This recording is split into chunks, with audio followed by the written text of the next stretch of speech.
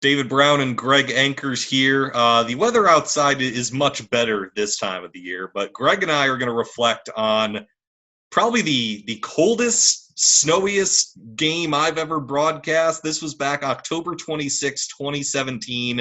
It was part of our NSIC Thursday Night Football package. Minnesota Duluth, Bemidji State. I remember in the days prior thinking, we might get some weather. And then when it got closer to Thursday, I thought, oh boy, this might be interesting. What do you remember? Yeah, I remember, looking at the forecast and realizing that we could be in for something, but hoping that it was either going to dodge us or just not materialize. And if I recall correctly, things were fine while we were setting up for the most part, but it was as we got closer, once players kind of started coming onto the field, the snow and the wind the snow was just coming down in sheets that night. And I think, we realized very early on we were going to be in for a special atmosphere for that night's game for sure. Thankfully, I know that they had issues because there was artificial turf there, but can you imagine if that game had been played on natural grass? Oh man, that would have been a muddy nightmare. It would have been just unreal. So that's the lead up to the game. Now we're going to take a look. We just pieced together some of the highlights, quote unquote, of the snow game from October 26th, 2017. And so here you get the first look. We are taping our open here, and I distinctly remember telling our producer, who was Jason Trent that evening, we usually try and get a couple takes. I said, we're doing this in one take. I don't care how good or bad it is. And you can see, look, it's on the side of our faces, and it was cold and snowy and wet. It was just gross. Yeah, you could see just how comfortable we look there, and then like I said, it was wet snow. You can see the sides of our faces where the snow was hitting, where we were just wet, and it was cold. And we kept this pretty short and sweet, got right into the players to watch right out of the gate. We weren't doing any tap dancing on this Thursday night. What's funny is my original choice for players to watch were the quarterbacks, John Larson, Jordan Hine, just because they were so good. And then we had to quickly pivot to the running backs, Anthony Wood for Minnesota Duluth and Drew Lukowski for Bemidji State, just because, as we rightly predicted, it was going to be a ground game. Yeah, quarterbacks were not going to be a factor, and the fact that there were only 20 total passes in the game was a true testament to that, and most of those passes came with Bemidji State trying to play catch-up later on. John Larson for Duluth only had 7 attempts, so we knew that the ground attack was going to be the key to success for both of these squads. And what's funny is both these running backs were junior college transfers from California, so we joked about how they would adjust to this climate, and you see all the shovels, them trying to get everything scraped off. They actually brought in the shovels they use to clear the ice at the ice arena to try and get that thick, heavy snow off. Right, yeah, I remember they couldn't use brushes because that's what I alluded to earlier with the artificial turf. As much as that was a blessing, it was a little bit of a curse because it affected how they were able to clear the snow off. And credit to those grounds crew members because they really did a good job throughout this game. And you saw the snow before kickoff, and then here's John Larson. This is probably the biggest play of the game yardage-wise. It's a 40-yard scramble on third down, and as you mentioned, he only attempted 7 passes the whole game. They ran 67 of their 74 plays. Yeah, and even though everybody knew what they were going to do, both teams knew that it was going to be run heavy, you were waiting for that one moment to kind of break out, and this was the first real breakout play of the game that helped set up Minnesota Duluth get their first touchdown.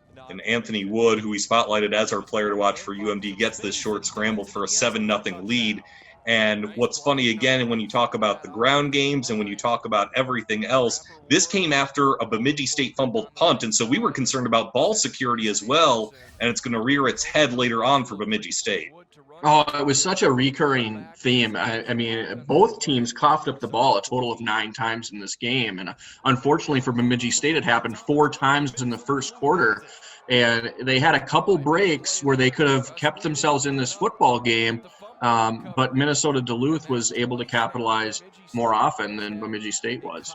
Yeah, and this fumble from Bemidji State, it's just a simple missed handoff, and you just get the idea that the ball security was going to be an issue all night long, and so Duluth had momentum here, but then John Larson is going to fumble on this next play, so it didn't spare either side. This was one of those moments where, this was one of those breaks that Bemidji State needed, that they got after momentum had swung in favor of the Bulldogs. But unfortunately, every time the window opened up for Bemidji State, they had something unfortunate happen, an unforced error that would put the ball right back into the Bulldogs' hands. And so you knew points were going to be at a premium. So we had a Bemidji fumble on a punt that led to the first Duluth touchdown. Then they fumble again, Duluth fumbles. So Bemidji gets it right back. Hine attempts a pass here. He actually somehow got it off. But then Christian Lundy, the receiver, he fumbles. So we had 4 fumbles in the first quarter alone. Unbelievable play, unbelievable individual effort by Hine to escape the sack and then somehow deliver a strike on the outside. Unfortunately, there again, a big play that could have happened for Bemidji State, but it ends in another turnover, their 4th fumble of the quarter, I believe, at that point, and just unable to sustain or get any kind of momentum going in their favor so far in this one. And Jordan Hine was an all-conference quarterback. John Larson has been an all-conference quarterback in the years since this game. So you had 2 pretty good throwers, but the ground game is what took over. And Minnesota Duluth, once they got this lead, this is a 4th and 1 play. Anthony Wood gets his 2nd touchdown. Honestly, once they had this double-digit lead, it kind of felt like they put it on cruise control. Yeah, and you mentioned the greatness of the 2 quarterbacks that were playing in this game. These were 2 teams that came in undefeated in the NSIC North, and this was week 9. These 2 teams were 6-2 going in, were undefeated in division play. So this game had a lot of stakes associated with it as well.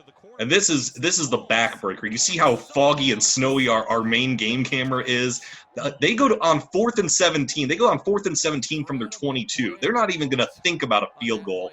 And somehow Jason Baltz, who was an all-conference receiver, caught this 4th and 17. Yeah, going to the north, you weren't going to attempt any field goal attempts for sure, no matter the distance. Just terrific concentration to make that catch, bring it in with the defender draped all over him. I think I mentioned during the broadcast they may have been maybe going to throw a flag on that one either way because the defender completely was blanketing the receiver on that play. But, yeah, to illustrate the conditions there, you could see how even our game camera was completely fogged up. Very difficult to see, very difficult conditions for the players, but a fun one for us. And so they eventually would kick a shorter field goal. I think it was like 21 yards. About an extra point. Yeah. That is the final score. What's interesting looking at the numbers, and we talked about how we had a couple of great quarterbacks here. We thought the emphasis would be on the ground game, and it was. But then you look at how dominant Duluth was. Duluth was better accustomed to the conditions because Bemidji State, I couldn't believe this number. They had 50 yards total the entire game. Isn't that amazing? And Lakowski was coming in off of 184 rushing yards the week before. And so the thought was, they were going to be relying on him. He was a terrific running back at Bemidji State. In this game, though, 8 rushes for 14 yards. Credit the Duluth defense for that. And overall, 23 rush attempts for Bemidji State, 8 total yards. That was a huge difference in favor of the Bulldogs in this one. 8 rushing yards of their 50 total, so 42 passing. As you mentioned a little earlier, those came when they were playing catch-up in the 4th quarter, so they very could have easily had less than 50 yards. And this, at the point of the season, was Minnesota Duluth's 3rd straight shutout. They would eventually go on to the Mineral Water Bowl where they'd lose to Central Missouri. But all in all, what I found the most interesting about this game is that despite the snow and the cold and the fact that it snows in Bemidji and it snows in Duluth, the road team just seemed to be better accustomed to these conditions. Yeah, and that's a credit to the coaching staff and the players that went in there. And maybe there was a little bit of an effect of, we're already playing on the road. So anytime you're taking a football team on the road, anything in addition to that can keep your guys' attention and focus can be a good thing. Whereas at home, maybe you get just a little bit relaxed because you're in a more comfortable setting. And I think that Duluth came into this football game just razor sharp on making sure that they kept things very fundamentally sound. And I think that ultimately helped them in the end.